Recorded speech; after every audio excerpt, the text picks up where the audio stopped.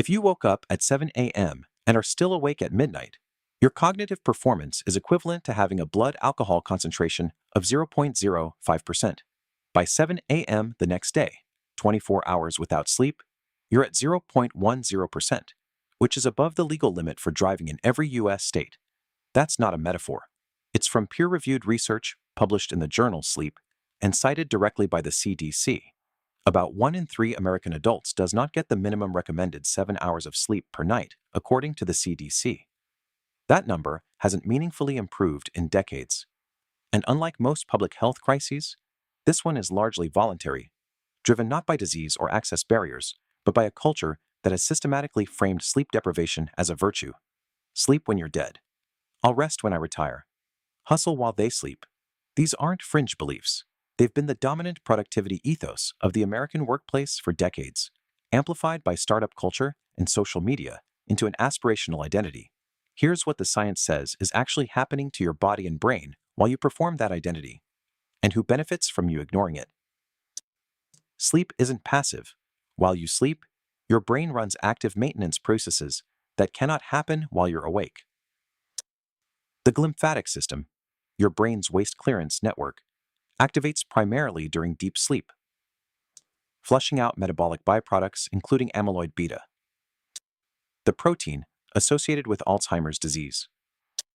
Memory consolidation, emotional regulation, immune function, and hormonal balance all depend on sleep in ways the waking brain cannot substitute for. The cognitive damage accumulates in ways that feel invisible, which is part of the problem. A 2003 study published in the journal Sleep found that participants who slept 6 hours per night for 14 consecutive days showed cognitive impairment equivalent to participants who had been completely sleep-deprived for 48 straight hours. They did not report feeling that impaired. Their subjective sense of alertness adjusted to the new baseline, while their objective performance continued to decline. This is the critical detail. Sleep-deprived people are reliably bad at knowing how sleep-deprived they are. The same cognitive functions that would allow accurate self-assessment, executive function, metacognition, judgment, are the ones being degraded. You feel fine. You are not fine. The impairment is broad. Reaction time slows, working memory shrinks, emotional reactivity increases, and decision-making quality drops. Professions with high-stakes error tolerance, medicine, aviation, logistics, finance, have known this for decades. In 2011, the FAA implemented strict rest rules for pilots after decades of research confirming that fatigue was a contributing factor in numerous crashes. The rest of the American workforce operates under no equivalent protection. The physical consequences extend well beyond cognitive performance.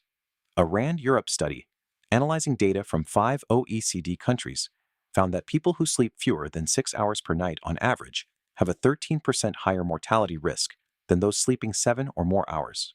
Sleeping between 6 and 7 hours, which many people would describe as pretty good, still carries an elevated risk compared to 7 to 9 hours.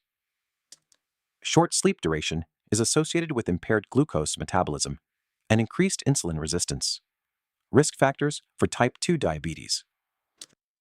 It dysregulates cortisol, the primary stress hormone, elevating it at times it should be low. It suppresses the immune response, reducing vaccine efficacy and increasing susceptibility to infection. In a 2015 study published in Sleep, participants deliberately exposed to the common cold virus were 4.5 times more likely to get sick if they slept under 6 hours versus 7 or more. Sleep deprivation also disrupts appetite regulation.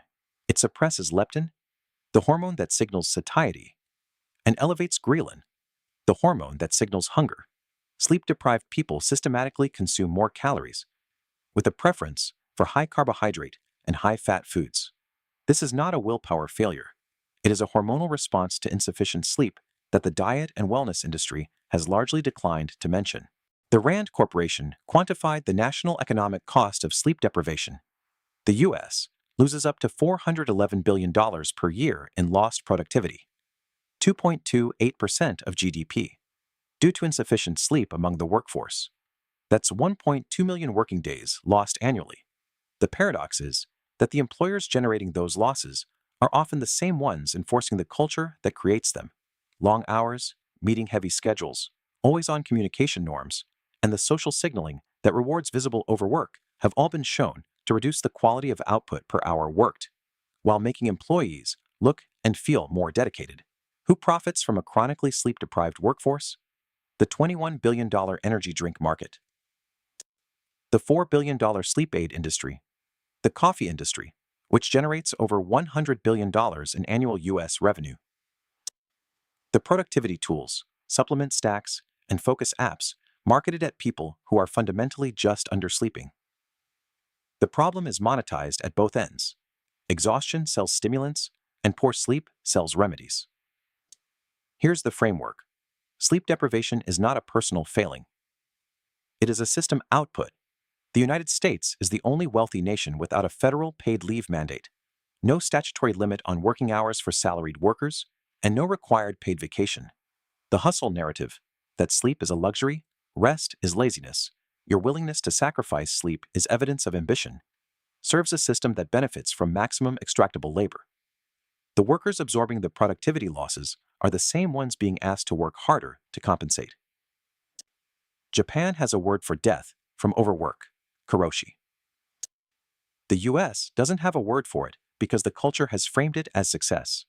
The burden falls unequally. Shift workers, disproportionately low income, disproportionately workers of color, face the highest rates of sleep deprivation and the least autonomy to address it. Irregular schedules, overnight rotations, and double shifts create chronic circadian disruption with documented health consequences. The science is unambiguous. 7 to 9 hours of sleep per night is not a lifestyle preference. It is the biological requirement for normal human cognitive and physical function. Treating it as optional is not a productivity strategy. It is a slow degradation of the exact capacities, judgment, creativity, emotional regulation that produce valuable work. 3 things that the research consistently shows actually move sleep quality. First, fix your wake time before your bedtime. Sleep research consistently finds that a consistent wake time, including weekends, is the single most powerful regulator of your circadian rhythm. Irregular wake times disrupt sleep quality more than late bedtimes. Pick a time and hold it 7 days a week for 2 weeks before evaluating anything else. Second, the blue light from screens suppresses melatonin production. This is a well-replicated finding.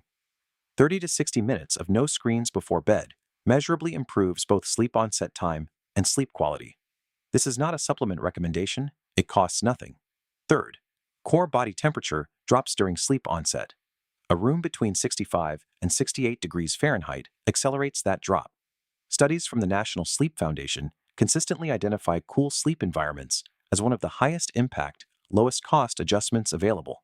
This video is educational content, not medical advice. If you're experiencing chronic sleep problems that aren't resolved by sleep hygiene changes, talk to a healthcare provider. Conditions including sleep apnea, insomnia disorder, and restless leg syndrome are treatable and often undiagnosed. Subscribe so you don't miss the next video. 1 video a week, no filler.